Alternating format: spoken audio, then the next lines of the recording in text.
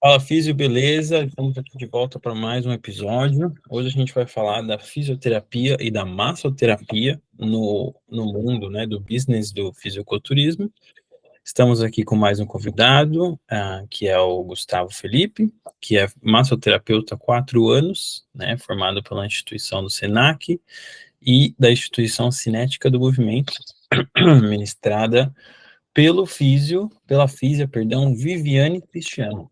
Ele também tem curso em liberação miofascial na clínica NUPA, né, lá com o fisioterapeuta do São Paulo FC, o Igor Philip, e ele também trabalha, além da liberação, com outras técnicas instrumentais que a gente vai abordar aqui, e o Gu também está no último período da faculdade de fisioterapia. Gu, obrigado por aceitar o convite. É um tema, acho que muito comum, perdão, não comum, mas muito falado atualmente, seja o pessoal que treina, seja a gente que é da área. Acho que está sendo muito abordado ultimamente. E como todo podcast, eu sempre começo com uma pergunta, né? Do porquê você escolheu ser fisioterapeuta. Certo, bacana. Desde já, eu agradeço por estar participando aí do seu podcast, pela oportunidade de estar falando um pouco mais do trabalho lá que a gente exerce. E vamos lá, por que eu escolhi a fisioterapia? Eu sempre tive contato com o esporte, desde os meus 10 anos, né? Então, sempre gostei de esporte. Meu avô, ele sempre investiu nessa parte esportiva comigo. Então, lá atrás eu comecei no futebol, né?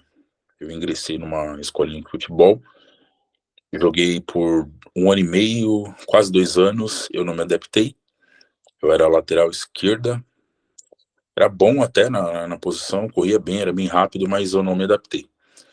E aí eu migrei pro basquete, comecei a jogar basquete no ensino fundamental, fui jogando basquete, e quando chegou no ensino médio, na 8ª série, eu ingressei num time que dali tomou assim uma forma bacana. Eu comecei a gostar mesmo de fato do basquete, das posições, enfim, da história do basquete. Comecei a estudar bastante e comecei a jogar, né? Então, desde sempre eu tive contato com o esporte, a fisioterapia também. Eu sempre fui um cara curioso, né?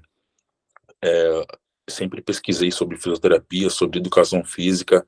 Eu tenho um semestre de educação física, eu não concluí, porque eu queria algo mais profundo, né, nessa área esportiva.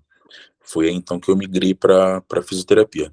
Mas assim, trazendo de um modo geral, eu escolhi a fisioterapia porque eu acho lindo você ter o poder de reabilitar com as mãos, né, sem você ter ferramenta nenhuma, apenas a mão. Aquele sentimento que o atleta, o cliente, o paciente, ele fica com você, aquele sentimento de gratidão. Então, eu escolhi a fisioterapia por isso. É isso aí. E agora, já entrando no tema do podcast, obviamente é um tema muito abordado, como eu falei, mas acho que é interessante a gente abordar o que é o fisiculturismo, como definição, né? A gente tem, obviamente, como todo assunto muito falado no Brasil, a gente tem os estereótipos, né? Os preconceitos. Então, acho que a gente colocar essa definição para começar é interessante. Então, o fisiculturismo, ele vem tomando forma e força no Brasil, tem mais ou menos uns 5 a 6 anos para cá, que deu esse boom, né, no Brasil, que Uhum. começou a surgir bastante atleta com bastante potencial, né? O fisiculturismo, ele é um esporte norte-americano, né? A fama dele vem dessa parte aí dos Estados Unidos, né? Da América do Norte. Ele é um esporte fortíssimo aí há anos e anos, né? A gente tem todos os atletas principais desse esporte, a maioria são norte-americanos. Então ele é um esporte fortíssimo que veio, né, dos Estados Unidos e tomou força no Brasil de 5 anos para cá. tem tomado mais força, ele tem crescido cada vez mais, mas é como você falou, né? Tem os estereótipos, tem toda a parte dos haters, né? Uhum. É um esporte, assim, a gente poderia dizer que ele é polêmico, né? Sim. É um esporte bem polêmico. Mas o fisiculturismo ele é um esporte onde o atleta ele se prepara, ele fica vários meses ali de preparação, na parte de dieta, na parte de treino, na parte psicológica, enfim. É envolvido toda uma equipe multiprofissional atrás disso. E esse atleta, ele é um atleta de alto nível, né? Ele disputa com atletas de altíssimo nível de vários países. Então, assim, é um esporte de altíssimo nível, é até bom fixar isso, né? E é um esporte onde o atleta, a maior ferramenta dele é o corpo, né? Então, você tem várias categorias no fisiculturismo, você tem a Men's Physique, você tem a Classic Physique, você tem a Bodybuilder, você tem a 212. Então, cada categoria, ela traz a sua particularidade. Por exemplo, a categoria Men's Physique é uma categoria onde é separada por altura, por idade, pode ser separada por peso também. A Men's Physique é aquela categoria que os atletas ficam de short, não sei se você já viu, aquele short meio surfista, e eles ficam, avaliado, né, é um esporte onde tem jurados, né, tem uma bancada de jurado que vai avaliar qual físico se encaixa melhor naquela posição, qual físico está mais, como eu posso dizer, melhor. Então, o Men's Physique ele é avaliado do tronco para cima. Eu vou explicar um pouco mais para frente como que funciona essa avaliação. Você tem a Men's Physique, você tem a Classic Physique, que é onde os atletas ficam de sunga. Aí Classic Physique, o atleta ele já é avaliado os membros inferiores, já é avaliado a parte do tronco, já é avaliado a parte dos braços, enfim. Cada categoria, a bancada de jurados avalia ali as suas características, né? Mas assim, Fernando, o fisiculturismo ele tem diversas categorias. Tá vindo categorias aí até com pessoas com deficiência, né? Cadeirantes. É bem inclusivo esse esporte, né, em si. E assim, é bem bacana, é bem interessante. É um esporte bem amplo, assim, é gigante. Uhum. E aí, voltando nessa questão de história, como você entrou nesse mundo? Certo, vamos lá. Então, vou falar um pouquinho da minha história, né? Eu me formei em massoterapia no final de 2019 para 2020, né? Eu não comecei a atender de cara quando eu saí da formação lá no Senac. Eu demorei um pouquinho ainda para começar a atender. Depois eu fiz esse curso de liberação miofascial na Cinetic Edu com a Viviane. A Viviane é uma fisioterapeuta excepcional. Ela é a ex-fisioterapeuta da equipe feminina de vôlei da seleção brasileira. É uma fisio assim, excepcional, e foi lá que eu peguei mão nessa parte de liberação miofascial no meio esportivo, né? Então, eu conheci vários profissionais da área da fisioterapia, toda a questão do network que você vem fazendo. E aí, em 2021, eu conheci uma física que ela chama Renata, a Renata Garcia, inclusive quero mandar um abraço para ela. Ela é uma fisioterapeuta que aqui em São Paulo ela é fortíssima nessa área do fisiculturismo. Conheci ela, a gente conversou ali um pouco, ela já acompanhava o meu trabalho, ela já me seguia no Instagram, eu já seguia ela no Instagram também, ela acompanhava o meu trabalho, e ela me fez um convite de participar da equipe dela. Ela tem uma equipe que a gente participa de campeonato de fisiculturismo na Federação SPFF, que é a Federação de Fisiculturismo de São Paulo, né? Então ela me chamou, ela me fez o convite de eu conhecer. Eu falei para ela que eu não conhecia nada, não tinha experiência com fisiculturismo. Ela falou: meu, pode ficar tranquilo, lá a gente passa todos os parâmetros para vocês, as técnicas que a gente utiliza, tem que ser assim, totalmente padronizado, né? Não pode ser do padrão. Tipo assim, o profissional X não pode chegar lá e fazer a liberação da forma que ele trabalha fora. Tem que ser totalmente padronizado. Então eu fui, o meu primeiro campeonato foi em 2022, que foi numa feira de fisiculturismo que teve na Expo Center Norte, que foi a Brasil Trade Fitness Fair. Uhum. Até peguei a camiseta aqui, não sei se vai dar para ver direito. Essa camiseta aqui, ela tem um valor bem legal para mim. Aqui tá escrito o staff da BTFF, né? Que era o lugar que a gente faz as atividades. E aqui tem a informação, né? 2022. Então, essa camiseta, ela tem um valor bem importante para mim. É uma camiseta até que, quando eu tiver ali o meu consultório, enfim, minha clínica, meu espaço, eu quero enquadrar e colocar lá, porque é uma história, né? Foi o primeiro campeonato grande de fisiculturismo que eu participei com a liberação miofascial. Então, ali, eu tive contato, Fernando, com o fisiculturismo a primeira vez. Assim, foi um mundo que eu não conhecia. Eu tive contato também com a fisioterapia dentro do fisiculturismo. Eu pude ver ali ela trabalhando como fisioterapeuta, as técnicas, enfim, todos os jeitos ali, as artimanhas. Eu consegui ver a fisioterapia e consegui também enxergar o quão a fisioterapia é grande, né? Com o mercado da fisioterapia é grande. Então, em 2022, eu comecei a trabalhar na equipe dela. Foi bem bacana, aprendi todas as técnicas, aprendi a trabalhar com esse público do fisiculturismo. É bem importante. Cada atleta tem a sua particularidade, cada atleta tem a sua categoria. Você tem que saber o que é cobrado em cada categoria, quais as poses, quais os grupos musculares que tem que sobressair. Você aprende assim 100% e é bem bacana, assim. Esse E início aí, foi bem legal. e aí, falando um pouquinho da competição, a gente já aborda um pouquinho mais sobre o tema do podcast, né? E a minha pergunta é entender, a minha pergunta vem com o objetivo de entender qual que seria o papel, no primeiro momento, do massoterapeuta Sim, nessa competição. Se pode acontecer antes, durante, depois, entre, e também do físio, né? certo. Então a gente lá, e dela, o nome, né? A gente chama de equipe recovery. Tem 4 participantes fora ela. Então às vezes tem mais fisioterapeuta. Tem ela e tem outro fisioterapeuta, o Fábio. Um abraço para ele também.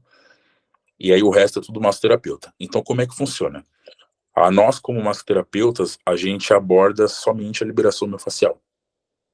Liberação miofascial, ajuste de pose. E ela, como físio, ela faz toda a parte preventiva. Os atletas todos conhecem ela, todos, a maioria, assim, a grande maioria, acho que 90% passam com ela antes dos campeonatos, né? Então, os atletas vêm com toda a preparação preventiva, com todo um recovery preventivo, fazendo todo o trabalho da fisioterapia. Só que lá, no dia do evento, como que funciona? A gente atende no backstage. O backstage é a parte onde os atletas fazem a alimentação, faz a parte da pintura, faz a parte da pesagem, né? Então, geralmente é assim, a estrutura lá. O atleta chega lá, ele pesa, ele faz a inscrição, depois da inscrição ele vai para pesagem, a gente já vai montando assim uma parte do recovery com as macas, com as ferramentas, a gente coloca as cadeiras de espera, porque é mais de 700 atletas que a gente atende. É bastante atleta, assim, num dia só. É bastante gente. Então a gente já deixa tudo organizado para quando eles terminarem lá a parte da pesagem, da inscrição, eles vão lá para o recovery fazer a liberação miofascial.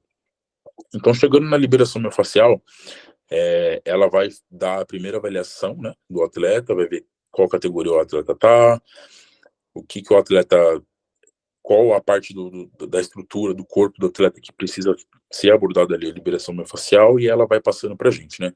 Então, assim, muito atleta chega lá com lesão. Lesão, chega com aquela parte de overuse nos tendões, né, na parte ali dos flexores do cotovelo, enfim, do complexo do ombro. Essa parte fica toda para ela, né? Ela faz toda essa parte mais da fisioterapia. E os atletas que têm menos solicitação, que é só na parte mesmo da liberação miofascial, vem tudo para a gente fazer a liberação. Então, como que funciona a liberação? A gente lá faz um trabalho de liberação da face superficial, porque a gente não pode abrir processo inflamatório no atleta, porque o dia da competição é no dia seguinte. Então, se a gente abrir um processo inflamatório no tecido muscular do atleta, ele não vai conseguir encaixar a pose direito, pode aparecer alguma marca ali por baixo da tinta, isso o jurado tira ponto. Então, o nosso trabalho de liberação é bem superficial, é só para dar aquela mobilidade para o atleta conseguir encaixar a pose ali certinho, mas assim, é coisa bem, bem tranquila, tá? A gente não costuma trabalhar com muita força, é só ponto de palpação mesmo, a gente trabalha bastante com ferramentas, né? A parte da instrumental, a gente costuma levar raspadores, a gente leva o agulhamento do dry needling, a gente leva a parte da eletro, que também ela faz lá, mas assim, é bem interessante, é um trabalho assim que complementa o outro, né? A Fisio faz o trabalho dela um pouco mais aprofundado, passa pra gente fazer a liberação miofascial, e o atleta ele tem muito benefício com isso. Tem atleta lá que chega, porque assim, o fisiculturismo, Fernando, ele é um esporte de alta solicitação. Então, o atleta ele trabalha com sobrecarga. Sem o princípio de sobrecarga, não tem hipertrofia, o atleta não vai chegar na condição que ele tem que chegar, certo? Então, muitas vezes o atleta chega travado, o atleta não consegue fazer uma flexão do tronco, o atleta não consegue fazer uma rotação do cervical. Então, tudo isso na liberação a gente consegue resolver e o atleta consegue competir ali 100% no dia seguinte. Então, assim, é bem interessante. A direção do evento reconhece o nosso trabalho, eles anunciam lá no microfone, ó, a equipe Recovery está aí fazendo a parte da liberação, da fisioterapia nos nossos atletas. Então, assim, é bem reconhecido o nosso trabalho lá. É bem importante. Que bom. E aí, falando um pouquinho sobre o físio, eu vejo, e até mesmo na massoterapia, eu vejo que é um trabalho muito de que você tem que usar muito raciocínio clínico, porque você nunca sabe. Obviamente, tem aqueles padrões, né? O cara que tem um pouquinho mais disso, um pouquinho daquilo, que os acometimentos que são mais frequentes, mas você tem que. É uma coisa que, querendo ou não, você aprende na prática, Sim. e o que vem para você, você tem que lidar e resolver o problema, porque a competição é amanhã e tem mais 700, 600 pessoas esperando. Então, e é o que você falou, já entra esse trabalho preventivo para não acontecer de novo e para não diminuir performance durante a competição também. Sim, por exemplo, ó, tem atleta que chega lá numa determinada categoria. Para o atleta entrar na categoria, não basta só ele pagar a inscrição. Ele tem alguns pré-requisitos. Quais são eles? O atleta ele tem que bater o peso da categoria, ele não pode estar nem acima nem abaixo. Não, abaixo ele não pode estar acima. E o atleta ele tem que bater a altura também. Isso a altura no fisiculturismo é uma coisa assim muito chata. É uma coisa que deixa bastante atleta de fora, deixava, né, por exemplo, muito atleta de fora. E com o nosso trabalho de recovery ali na parte do campeonato, a gente consegue salvar muito atleta para ir competir. O que acontece? O atleta ele chega lá, ele bate o peso certinho, bacana. Só que chega na parte da altura, o atleta ele tá mais baixo do que ele tem que estar. E assim, é treino de hipertrofia. O atleta ele vai chegar lá todo encurtado. Então ele não vai bater a altura. E aí ele mede, remede, não bate a altura, e se não bater a altura, o árbitro não libera ele para competir. E aí o que a gente fez? A gente pensou numa estratégia para a gente poder ajudar esses atletas. E aí os atletas que não batem a altura, o que a gente faz? A gente separa eles e vai atendendo um por um. A gente refaz a liberação miofascial de uma outra forma e a gente adiciona tração. Tração. Aí, assim, são 4 profissionais para fazer a tração em um atleta só. É assim, é bem pesado, assim, é um trabalho bem pesado, é bem cansativo, mas a gente consegue fazer com que o atleta vá competir. Por exemplo, teve um atleta lá, que ele era, ele não sei se era Classic Physique ou se ele era bodybuilder, eu não lembro qual a categoria. mas era um atleta, assim, muito denso de musculatura, muito denso mesmo de musculatura, e ele não tinha batido a altura certa. Então a gente fez um trabalho de tração. Nesse trabalho de tração a gente gosta de trabalhar com a bola suíça, a gente traciona mesmo ali a parte da região cervical, enfim, paravertebral. E nessa parte de tração, a gente gosta de colocar o dry needling, que é o agulhamento seco. Como a gente não pode aprofundar tanto a liberação para não abrir o processo inflamatório, a gente vem com o dry needling para ir soltando a musculatura. E aí, depois de muito trabalho, de muito esforço, a gente consegue fazer com que o atleta bata lá os milímetros, né? O atleta chega lá faltando, sei lá, 2, 3 milímetros para bater a categoria. A gente traciona, faz todo o trabalho, tá faltando 1 milímetro ainda, entendeu? Aí a gente vai, traciona de novo, faz o dry needling, faz o agulhamento, e aí o atleta não bate, a gente volta, faz até bater.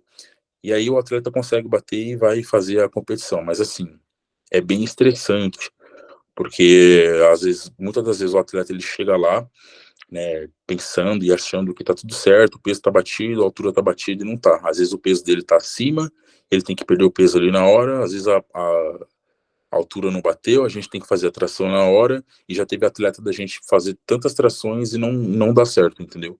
Então, assim, é um esporte bem desafiador pro atleta, é um esporte bem estressante, e a nossa equipe Recovery, ela visa não só trabalhar com o atleta nessa parte estrutural, mas trabalhar também com ele numa parte mais da emotiva, né? Já trazendo para o modelo biopsicossocial. O atleta ele tem que fazer refeições restritíssimas, por exemplo, cortar água, cortar sódio. Isso estressa, o nível de cortisol joga lá para cima. O atleta ele chega lá muitas das vezes com o cortisol altíssimo, sem querer falar com ninguém. E aí a gente faz todo o trabalho de liberação e vem conversando com o atleta, fazendo toda aquela parte multidisciplinar, fazendo toda a parte da psicologia também, conversando com o atleta, tranquilizando, para que dê certo. Para quem estiver assistindo aí no YouTube, ou tiver a opção de mudar do Spotify para o YouTube, a gente está colocando aí uns vídeos do Gu em competição, aplicando uma técnica de agulhamento a seco, e a gente vai colocar mais 2 vídeos que ele vai falar em cima para a gente entender um pouquinho mais na realidade como que isso acontece. Bacana. Ó, esse vídeo que tá passando, eu estava fazendo a técnica de agulhamento a seco num atleta na região do trapézio. Esse atleta, se não me engano, ele foi um atleta que não bateu altura. Então a gente vem fazendo todo o trabalho de soltura ali do trapézio, da parte dos paravertebrais ali superiores, do tronco, para depois a gente fazer a tração para o atleta tentar bater o peso de novo, bater a altura de novo. Assim, cara, muitas das vezes dá certo. Mas tem atleta que a gente não consegue, e o atleta, infelizmente, não consegue competir. Mas, Sim. assim, é bem interessante. E os atletas gostam demais. Eu gosto da liberação porque é uma coisa que vem resultado na hora, entendeu? Sim. Esse outro vídeo, o que acontece? A gente faz todo o trabalho de liberação. Depois que a gente libera todo o quadrante muscular do atleta, a gente vai para a parte da avaliação da pose. Então, a gente pede para o atleta fazer as poses que é da categoria dele, para a gente ver se está tudo certinho, se o músculo está totalmente solto. E a gente também faz um trabalho que é de aprofundamento de corte. Independente da categoria do atleta, é cobrado esse aprofundamento de corte dos vastos, enfim, da parte do latíssimo do dorso, tem que estar muito bem desenhado, muito bem aprofundado os cortes, e tem atleta que que chega lá que não está tão aprofundado assim. E a gente, na parte da liberação, com alguns instrumentos ali, mioblaster, enfim, a gente vai aprofundando, a gente manda ele fazer ali as poses que é da categoria dele, a gente vem acertando. Bem bacana. E eu acho que relacionando com o que você falou de quão estressante, de quão ansioso um atleta pode ficar, você abordou muito bem essa parte do biopsicossocial, Sim, e nesse vídeo que está passando aqui, consegue falar um pouquinho mais da ação da aromaterapia e dos óleos essenciais tem nessa parte. Então, o óleo essencial, a gente começou a trabalhar com ele faz pouco tempo. Na verdade, eu comecei a trabalhar com ele no último evento que eu fui. Não, minto, no penúltimo evento que eu fui. O que acontece? Igual eu falei, o atleta ele chega lá com cortisol, o nível de cortisol altíssimo, né? Fora a dieta restritiva, o atleta ele faz uso ali de alguns medicamentos ergogênicos, né? E esses medicamentos eles mexem com a estrutura hormonal desse atleta, com que faz que o atleta ele fique estressado, fique sem paciência, enfim, é bem assim estressante não só para o atleta, mas para a família que está ali perto, enfim. E aí, tendo toda essa experiência, eu pensei do óleo essencial. Conversei com o Rafael Garcia, né, que é o fisioterapeuta lá da D14. Ele é bem forte nessa área do óleo essencial. Conversei com ele, expliquei toda a situação que os atletas passavam lá, né, da condição emocional que eles chegavam lá pra gente fazer o trabalho. E aí eu cheguei na conclusão de começar a trabalhar com o óleo essencial com eles. Assim, foi um sucesso, todo mundo gostou, a fisioterapeuta gostou também, todos os atletas gostaram da ideia. A gente conseguiu inserir aí o uso do óleo de limão siciliano, né, com óleo cítrico, que ele atua lá no sistema límbico, baixando todo o nível de ansiedade, cortisol, enfim, é bem bacana. E aí no próximo evento que eu for, eu pretendo levar um difusor, não, né? Pretendo levar uns 3 difusor para deixar lá na área que a gente faz a liberação, para enquanto a gente for fazer a liberação, esse difusor já ir propagando ali o óleo essencial para o atleta já ir inspirando para baixar esses níveis. Assim, é bem bacana também. Uma ideia assim que eu tive para ajudar mesmo o atleta, entendeu? Como eu comento na legenda desse vídeo aí, nós como equipe Recovery, a gente não pode olhar em ajudar só a parte estrutural do atleta. A gente tem que ter um olhar multiprofissional. A gente tem que procurar ajudar ele nas coisas que ele tem ali que ser acerto para competir, mas também tem toda essa parte do emocional do atleta.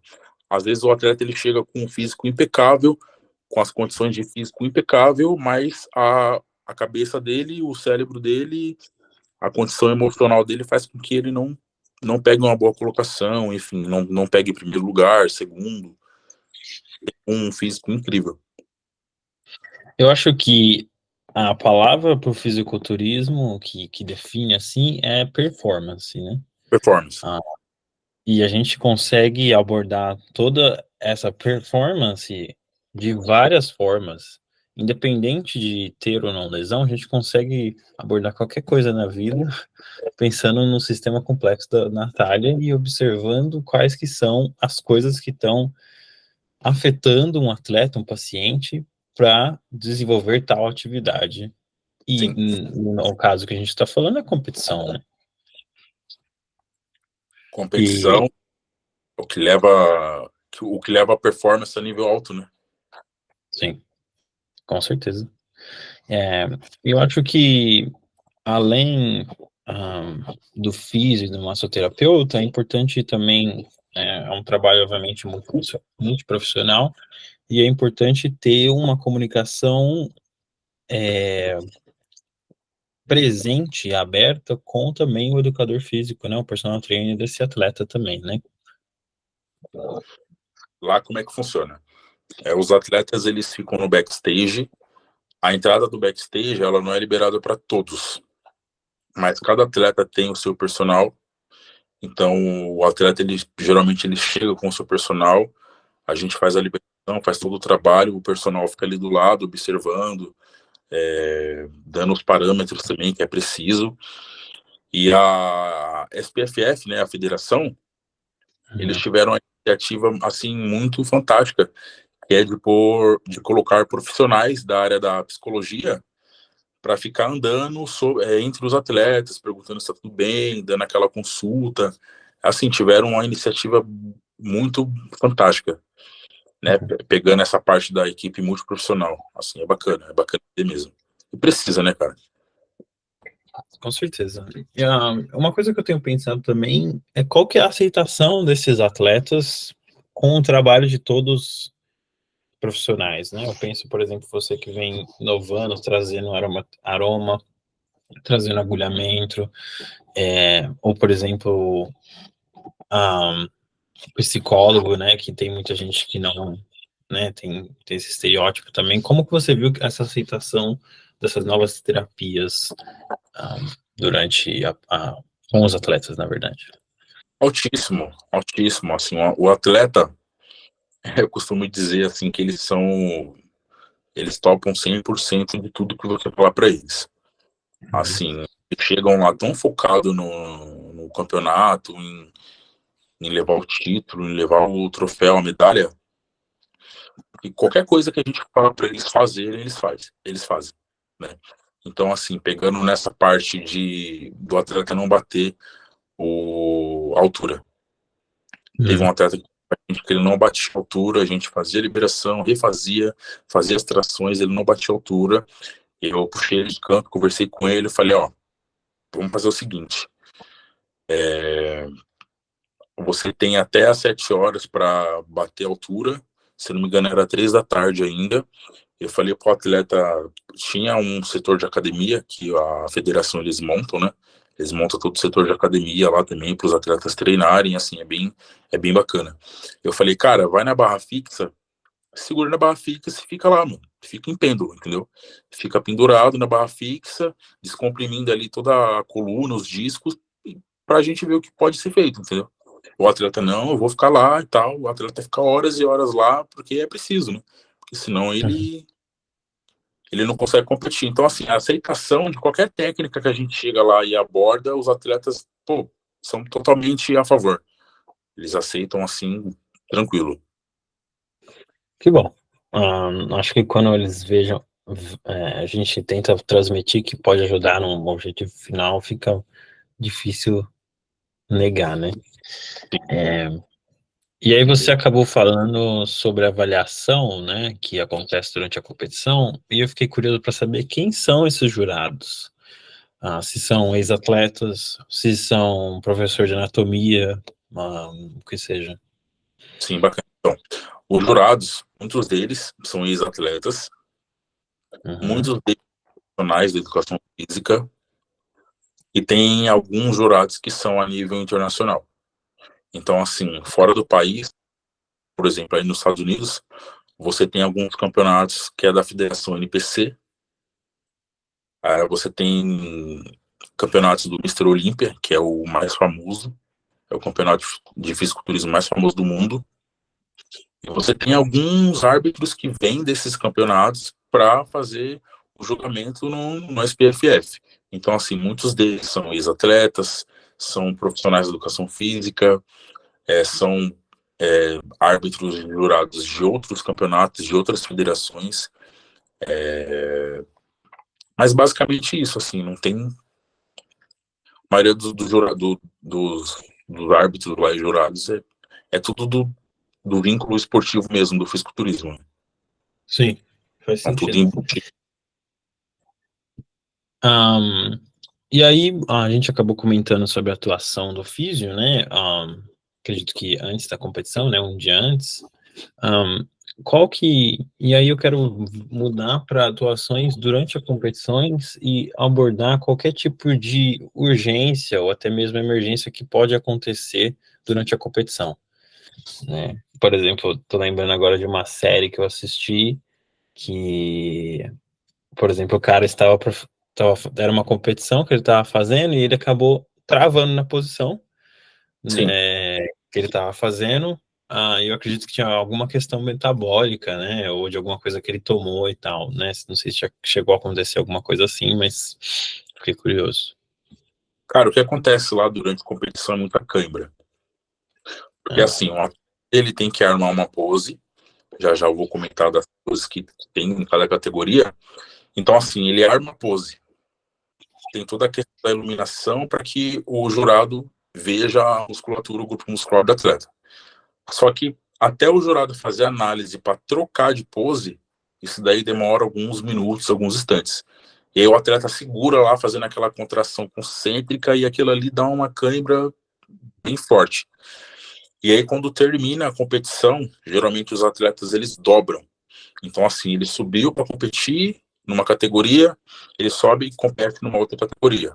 Ou a mesma categoria, ele subiu, sei lá, 10h30 da manhã, na mesma categoria ele vai subir 1h30 da tarde. Então, nesse intervalo de tempo, o atleta ele chega lá com cãibra, é o que acontece muito, que, assim, na minha prática é o que eu sempre vejo. Aí a gente tem que fazer ali um trabalho de liberação de palpação, porque assim, o atleta ele já está com a tintura no corpo. Se a gente fizer uma técnica de deslizamento, vai tirar toda a tinta, enfim, o atleta vai perder ponto, não vai ficar uma coisa legal. Então a gente Sim. tem um macete de fazer as coisas ali conforme dá, né? De usar a ferramenta conforme o que dá ali na hora. Então, quando o atleta ele vem com cãibra, a gente faz ali a liberação com a palpação. Durante o campeonato, durante o tempo que rola ali o campeonato, a gente deixa uma maca só. No dia da pesagem, que é o dia antes do campeonato, a gente deixa as 4 macas e os 4 profissionais atendem. No dia do campeonato, a gente deixa uma só atrás do palco, que é exatamente igual você falou, para alguma emergência, enfim, para a gente estar ali sempre preparado para o que deve né?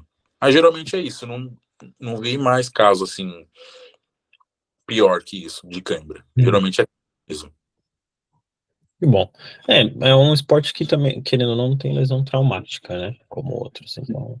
Na verdade até tem lesão traumática, mas não na hora do campeonato ali, né? Você tem lesão traumática na preparação, por exemplo, o atleta ele faz a preparação na academia, ele passa, sei lá, 15 horas por dia na academia, que é realmente assim, eles passam muito tempo na academia, muitos deles eles têm, me fugiu a palavra agora, patrocínio, né?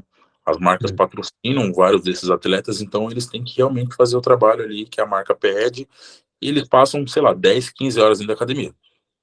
Então, atleta eu nunca vi, mas eu já vi alunos de academia ter lesão traumática, sei lá, tá fazendo um agachamento, a barra cai em cima do quadríceps e tem aquela lesão, né, aquela contusão traumática ali no quadríceps. Mas assim, é bem difícil acontecer. Sim. É mais por oveios mesmo, essa parte tendine aí. Não necessariamente relacionada à competição, né? Sim, sim. Um, Mas e assim, aí, foi até importante você falar isso, porque já teve campeonato fora do país, né? Por exemplo, nos Estados Unidos, que teve atletas que luxaram o ombro na hora de fazer as posições lá, né? Que o árbitro pede, ele vai armar aqui a pose, faz aquela rotação externa e luxa o ombro. Tem casos também que acontece isso. caramba. Bom. O físio tá lá para ajudar, né? Sim, sim, sim. Tem toda uma equipe lá que já está preparada. Assim. E aí você mencionou que queria abordar um pouquinho sobre os posicionamentos. O que você estava pensando? Então, assim, sobre as poses, nós que trabalhamos com a liberação miofascial, a gente é obrigado a saber todas as poses de todas as categorias, né? É uma obrigação de saber. E falando um pouquinho sobre pose, cada categoria vai trazer as suas poses. A arbitragem dá ali as poses para os atletas trabalharem e tal. Só que tem 2 poses assim que são diferenciais no esporte inteiro, porque é uma pose que dá uma alusão do corpo do atleta ser uma letra. Por exemplo, na categoria Classic Physique. Todas as poses que o atleta fazer, o corpo dele, o físico do atleta, ele tem que dar uma impressão que o físico dele tem que ser em X. Por exemplo, ele vai armar a pose de duplo bíceps de frente, que é aquela pose a mais famosa, né? O atleta ele arma o duplo bíceps de frente e tem que dar uma alusão que o formato do corpo do atleta está em X. Então a gente tem que saber todos esses parâmetros para poder avaliar também.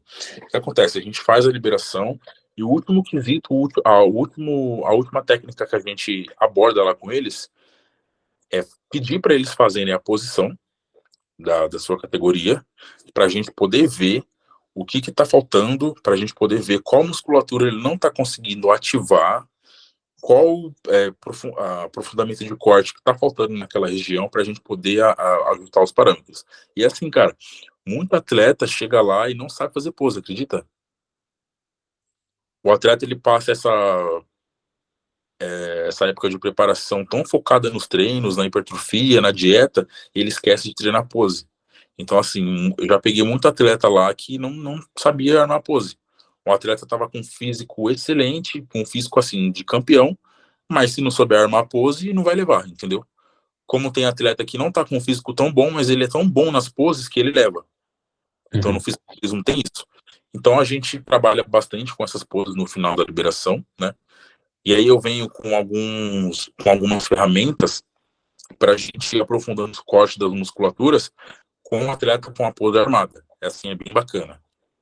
É bem interessante. Eu acho que é interessante falar que muitas vezes esses atletas não têm noção de consciência corporal, né? Exato, exato. E aí tá sendo embutido, tem tempo já, assim, tem uns 2 anos para cá que tá sendo embutido o Pilates no fisiculturismo. Então você tá vendo muito atleta de fisiculturismo fazendo Pilates, justamente por conta dessa questão das poses, né?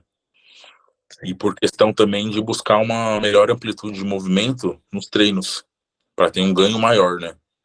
Então você está vendo bastante atleta de fisiculturismo fazendo pilates, por exemplo, fazendo mobilidade. Tá bem alto agora. Não era assim, mas agora tá bem alto. E é bom, né? De certa forma é bom. E eu até, para quem chegou a ver o vídeo das poses, eu vi que o Gu estava, por exemplo, o cara estava de costas para você, eu vi que você chegou a fazer um contorno aqui para ele tentar sentir aqui embaixo da escápula para tentar trabalhar ainda mais essa contração, Isso. porque obviamente ele não está vendo, mas ele precisa ter essa consciência corporal do músculo que ele tanto trabalha as fibras ali, né, para estar hipertrofiado, Uhum. e ele ter essa consciência de saber contrair aquele músculo, né? É. E assim, cara, a pose no fisiculturismo é uma arte. É verdadeiramente uma arte. Por exemplo, quando o atleta ele arma a pose que a gente chama de duplo bíceps de costa, tem uma certa angulação que ele faz com o cotovelo, que ele arma a pose, e se ele ficar com o cotovelo muito para frente assim, o desenho lá atrás do infraespinhal dele não aparece. Então a gente tem que saber desses parâmetros. A gente, olha lá, ó, quer ver, ó? Ele vai armar lá o duplo bíceps de costa, e lá eu falo exatamente isso para ele. Ele arma com o cotovelo dele um pouco para frente. Eu jogo o cotovelo dele para trás. Quando eu faço essa rotação externa do cotovelo dele, automaticamente ali a parte do infraespinhal, do redondo menor ali, começa a cortar a musculatura. Então, assim, fica bem evidente os cortes. Então, por isso que a gente fala que essa parte de pose é uma arte. Uhum. Mas assim, é bem interessante. Também ali na parte da coxa, ali do posterior de coxa, tem alguns parâmetros que a gente pede para o atleta, que é flexionar um pouquinho mais o joelho para poder cortar o bíceps femoral do atleta. Se ele fizer essa pose de lateral, ele não flexionar tanto o joelho, o bíceps femoral dele na parte lateral da coxa não corta tanto. E aí já perde ponto. Então tem uns parâmetros assim de pose que a gente tem que saber para passar para os atletas, é bem importante. Então assim, não é só liberação miofascial, tem toda essa parte de pose, de angulação da articulação, tudo isso. Uhum. É um grande diferencial seu que você é massoterapeuta e tem um conhecimento de anatomia, de biomecânica para saber passar esse a mais para os atletas, né? Exatamente. Você chegou a fazer competição com feminino? Feminino, elas fazem competição também, assim, tudo no mesmo dia, mas assim, a abordagem feminina era diferente da masculina.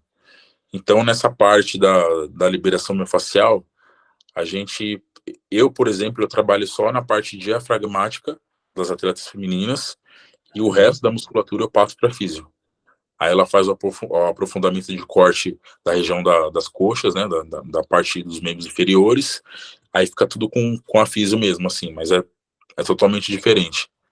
Uhum. E falando do público feminino, eu percebi já lá nos campeonatos, essa questão hormonal das mulheres ataca muito mais.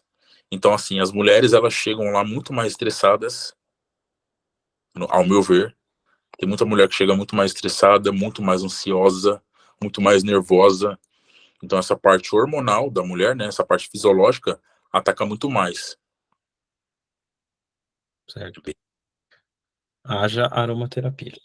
Sim, bastante óleo essencial lá para acalmar o nervo lá da galera. Eu acho que né, entrando nesse meio do fisiculturismo, né, você já estando trabalhando lá há um tempo, o que você vê para o futuro desse esporte? Cara, é um esporte que cresceu demais, assim, de 3 anos para cá. É porque, assim, explodiu muito atleta brasileiro bom. Você, antigamente, vamos supor, no Mister Olímpia, nos Estados Unidos, você não via brasileiro lá. Agora você vê 7, 8 brasileiros. Então, assim, tá crescendo demais esse esporte no nosso país. E, assim, o futuro vai ser esplêndido pro fisiculturismo. Tanto na parte do atleta, tanto na parte dos treinos, tanto na parte dos profissionais que trabalham lá, fisioterapeutas, educadores físicos. A gente vai ter materiais para trabalhar muito bom, assim. Eu vejo um futuro para o fisiculturismo muito, muito, muito bacana. Bem interessante, assim. É um esporte que cresce cada ano que passa, né? Sim, Quem que não gosta de fazer uma academia hoje em dia, exato. né? Fora, acho que vencendo os estereótipos, né, acredito que com o Então, passar, mais importante, né, passar dos anos isso vai melhorar. A gente pode trabalhar para ser um esporte ainda mais inclusivo e sim, que mais pessoas possam praticá-lo, né? sim. Eu acho legal também, eu te deixo esse espaço para deixar um recado para o pessoal físio ou maço que tem vontade de trabalhar nesse, nesse meio. Olha, o recado que eu deixo para a galera que gosta dessa parte de terapia manual, no esporte, no fisiculturismo, investe. Se você gosta, vai atrás. Faz network. O network ele funcionou muito bem, funciona bastante para mim. Não só na parte da massoterapia, mas no futuro da fisioterapia, eu vejo que ele funciona bastante para mim. E assim, a anatomia tem que estar debaixo da língua. Você tem que saber musculatura, onde ela começa, onde ela termina, origem e inserção. Você tem que saber a ação muscular, você tem que saber a ação ali da articulação, que movimento que faz, por conta das poses, né? Mas, assim, é bem gratificante você trabalhar com fisiculturismo. Então, para quem gosta, vai atrás, porque é uma área que vai crescer muito, já está crescendo, né? Você tem aí, não sei se você acompanha, mas aqui em São Paulo abriu lá o CT Ironberg na Barra Funda, que é o maior CT da América Latina. Então, assim, vai crescer demais. É uma academia gigante onde vai vir mais atletas de mais estados para São Paulo e vai crescer muito. Então, para a galera que gosta, para a galera que quer trabalhar com isso, vale super a pena correr atrás desse objetivo aí. Uhum. É isso aí. Gu, novamente agradecer por você participar, agradecer por todo mundo que ouviu, que assistiu. Acho que foi muito enriquecedor, principalmente para mim. É inevitável a gente ter qualquer tipo de estereótipo, ainda mais acompanhando rede social. E aí eu deixo para você espalhar suas redes sociais para qualquer pessoa que possa vir ter alguma dúvida ou alguma questionamento. Beleza. Então, eu vou passar aqui o meu Instagram. Lá na minha página, eu costumo colocar vídeos dos atletas que eu atendo, né? Eu não atendo só atleta de fisiculturismo, é bom deixar claro, né? É importante. Atendo atleta de basquete também, eu atendo pessoas que não são atletas também. Então, assim, eu não trabalho só com o público do fisiculturismo. Mas Quem quiser me seguir lá, meu Instagram é @ghperfil, bem facinho, ghperfil. E lá tem o link do meu WhatsApp, se a pessoa quiser conversar comigo, saber um pouco mais, aprofundar como que funciona esse mundo do fisiculturismo, a gente pode trocar uma ideia pelo WhatsApp lá, tranquilo. Isso aí. Tá ótimo. Novamente, obrigado, pessoal que escutou. Muito obrigado, Gui, e até o próximo episódio. Valeu, tamo junto. Forte abraço aí.